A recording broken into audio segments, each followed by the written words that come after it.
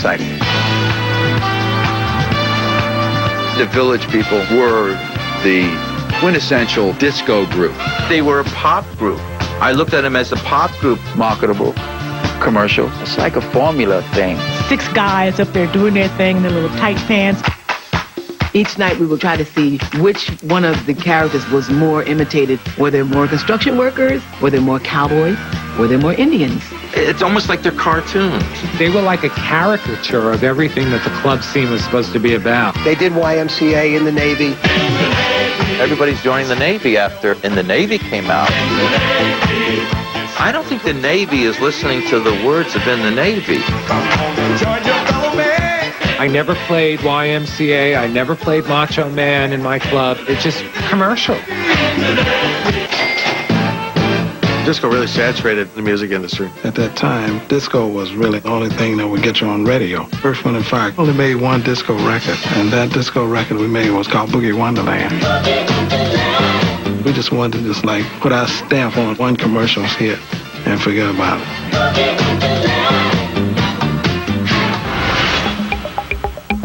Blondie was sort of really more from the rock world. I don't think that we ever really considered ourselves a disco group. We felt that we had done some things that were crossover and worked in both worlds.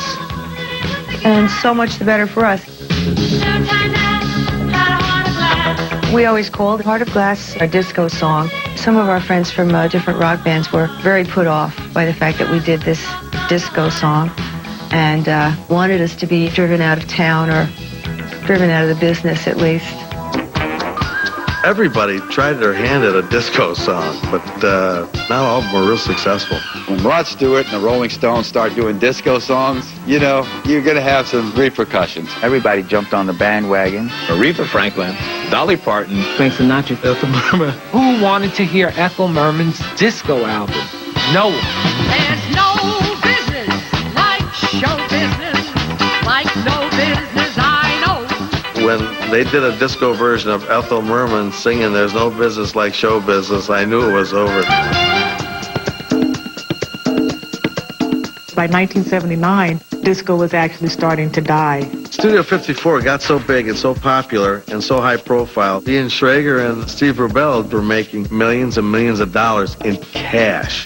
Steve Rebell started feeling... Schrager were indicted for tax evasion and for possession of huge amount of cocaine. They made so much cash, they were just bragging about how much money they made. The only problem is the IRS heard them bragging. Steve went on TV and he said he made more money than the mob. The club was eventually raided. the day that they got busted, must have been 100 FBI agents there. It was exciting because I wasn't responsible. And I'll never forget this. Roy Cohn walks in.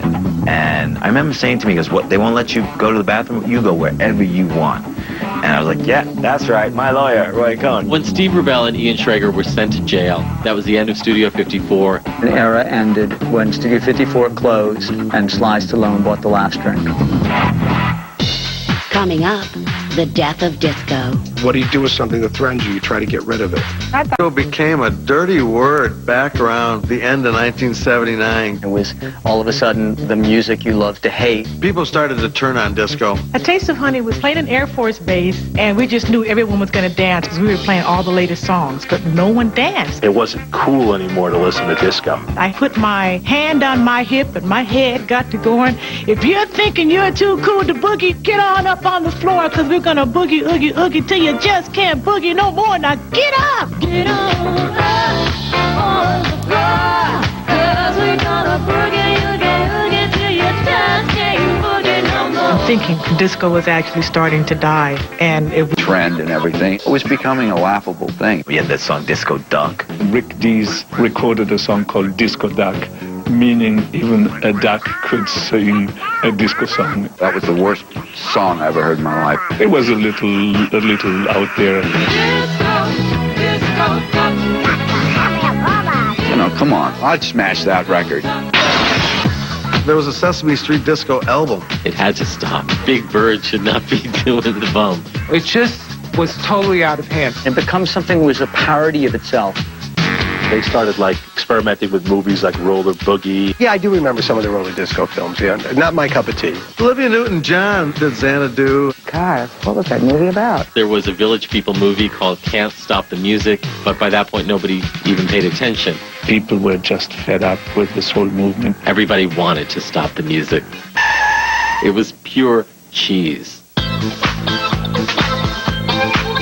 When disco music got so popular that mainstream artists from pop music began to do disco music, that is what brought about this disco sucks thing. Whatever goes up must come down. Eventually, you're going to have a backlash. The rock and rollers back then had an animosity towards people who listened to disco. Death to Disco was a real sort of signature for a lot of the rock artists because they felt like it was sort of being crammed down their throats. The backlash against disco happened in a stadium in Chicago where a DJ asked everybody to bring in some records and let's burn them and let's kill disco. A huge box containing thousands of disco records was blown up at Chicago's Comiskey Park.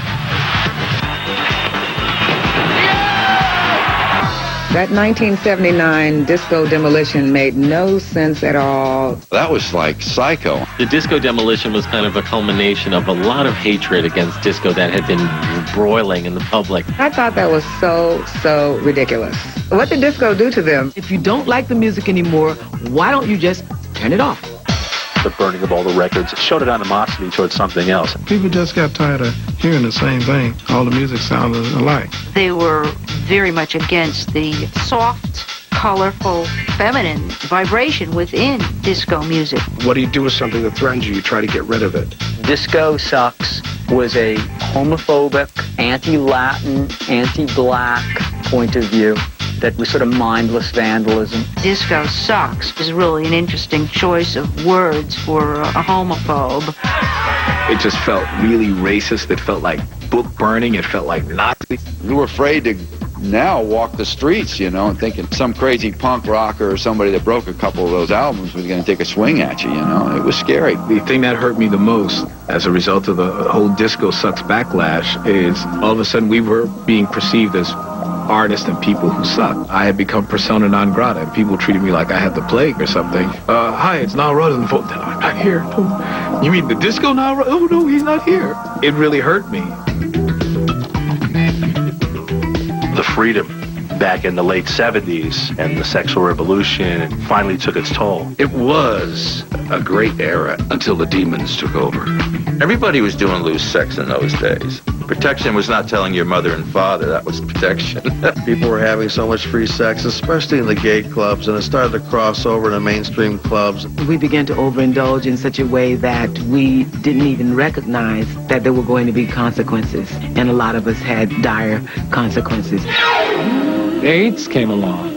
People didn't feel like having so much fun anymore. And it was heartbreaking to send out a mailing and have 1/3 of it come back with deceased written on the envelopes. All that fabulous creative influence and energy of the gay world was coming to an end.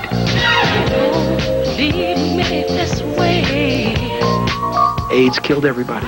That to me was the saddest and the lowest point of what happened in that great period of time. Oh, baby. It was time for a change. Back in the 80s, people were just looking for something new. Rap music started to come into the scene pretty big. When rap music came out, disco died, okay? We started listening to releases from Sugar Hill. It was such great stuff. The Sugar Hill Gang with Rapper's Delight changed the face of music. Now what you hear is not a test. I'm rapping to the beat. And me, the groove, and my friends are gonna try to move your feet. I thought to myself, wow, something important is happening in music. Something had stopped and something else had begun. You could feel that the same power, the same earthquake that we hit with in the 70s was starting to happen again. The disco era, for me, was just a real innocent time. Everything was love. All the rules went out the window. So let's dance. It was a time to have to party, have a lot of fun. There was no color line with disco. Every single person out there was a star. To To me, it was a celebration and kind of letting go and enjoying life, you know, the way life should be enjoyed. It was probably, in my humble opinion, the most liberated period in the history of the world. I think the legacy of disco is that people are still listening to the good old songs, the disco songs. I think disco is always going to be there in everybody's hearts. Did disco rule the world? Absolutely. There's no question about it. It most certainly did rule the world. And I think it did it very well.